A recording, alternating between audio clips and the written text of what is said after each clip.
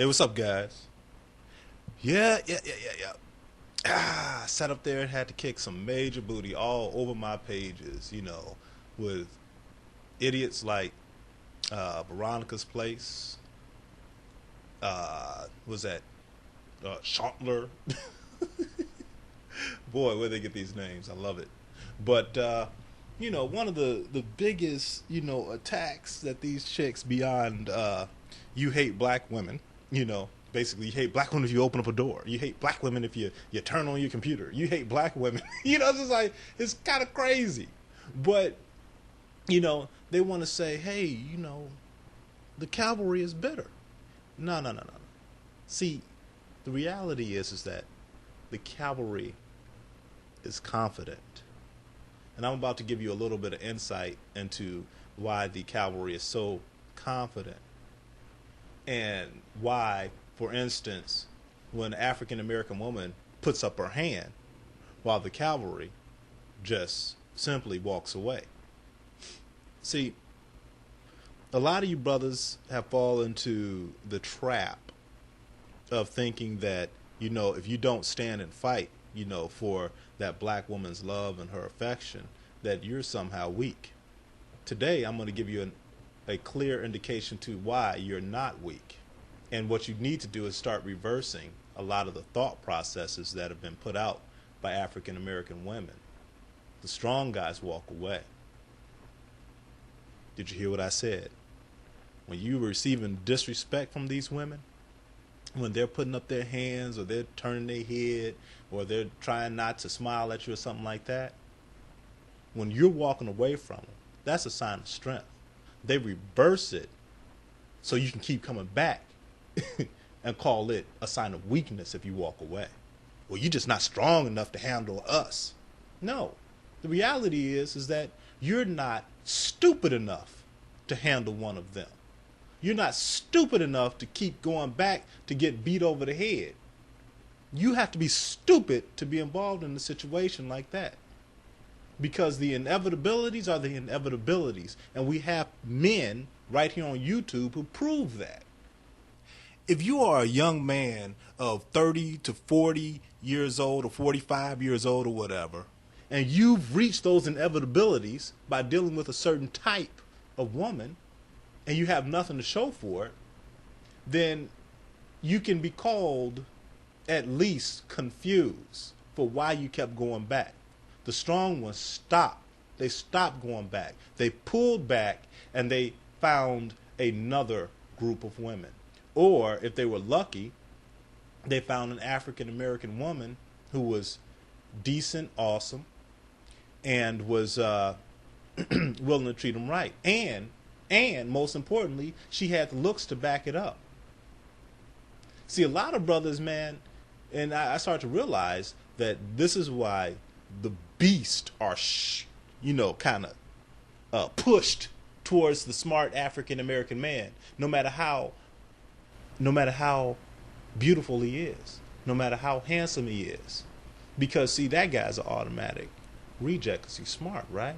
In the African American community, you all know this. So he gets the beast. What I'm telling you is that in order for you guys to be happy and to be happily married, or to be happy, period, that woman not only has to be smart, not disrespectful, but she has to be beautiful all at the same time. See, for some reason, the African American man has fallen prey to having to accept whatever creature that is thrust upon him. And I've been seeing a lot of brothers lately, you want to talk about weak. I've been seeing a lot of brothers walking down the street with women who don't match their looks. Do you understand what I'm saying? If your man is prettier than you, then you don't match his looks.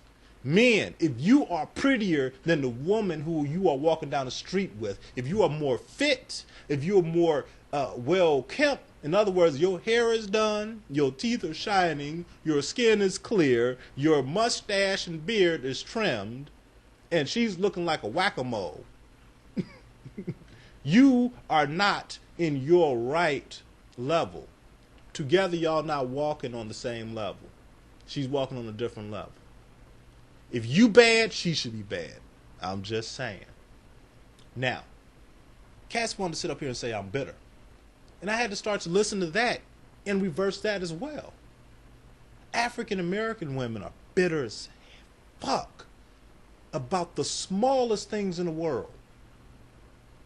African American men, if they're bitter, it's for a damn good reason.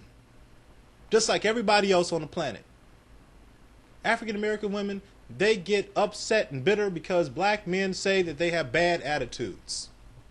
But it's the truth. You do have bad attitudes. You do walk around, you do get on YouTube, and you have a very definitive way of saying what you think should happen. And I'm thinking to myself, whoa. Wait a minute. Who gives you the damn authority to say what the black man should and should not say? Those are the things that you need to think about before you open your mouth. Is that, do I have the authority to tell black men what they should and should not say? You got to be qualified as well, baby. But enough about that. Let me explain a few things about what the African American woman fears. Now, at this point, I'm not going to say all of them. I'm going to put that disclaimer in there. Not all.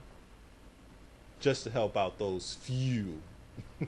And I mean, it's a few who don't fall within this category.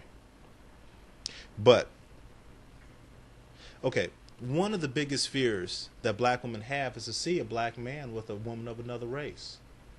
And you guys probably don't even realize what a lot of these fears consist of. See, one of the things that they don't want you to figure out is something that they figured out. Is that they deliberately and accidentally may just hold black men back. And the bigger fear beyond that is that they are realizing, and they're hoping that you're not realizing, even though that you are and have realized this, because I realized it years ago, is that they are holding black men back. Whether accidentally or deliberately, it does not matter. You should be moving them forward. It has nothing to do with the physicality of any of these other women.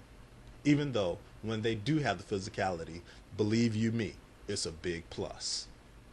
But it has a lot to do with the fact that these other women are willing to work with African American men to move forward socially, to move forward financially.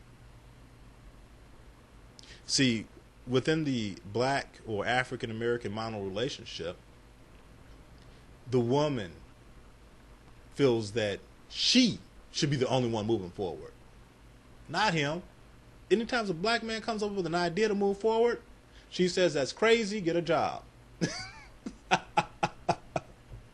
And then she wants to go ahead and talk about how well the white man is doing.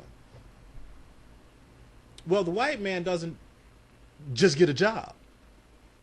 He creates jobs. He creates jobs with those same type of ideas that actual black men often come up with, and those actual black men are told, or their ideas are rejected, and they're told, hey, get a job.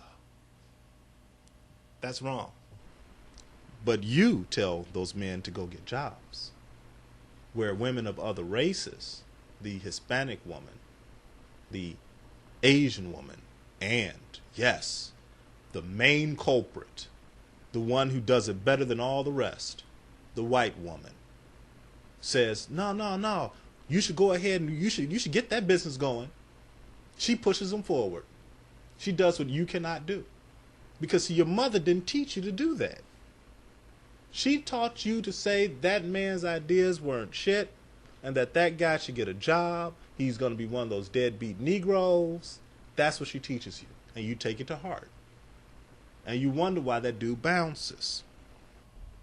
Here, let me give you an idea of the way white society works and the way white men think, and even white women. So basically, first up is going to be Rick Warren. He was at the inauguration. He's a reverend, and also Bill Gates and Melinda Gates. And see, I'm just giving you some basic thought processes to why there are certain black men who are different than other black men. It's about, and I love this, Freedom Black sent me a private message, which I appreciate, basically saying, check out the pedigree of Robert Satcher. And he has an excellent pedigree. And I'll explain later what pedigree actually is. Not in this video, but another. But listen to how these men talk about business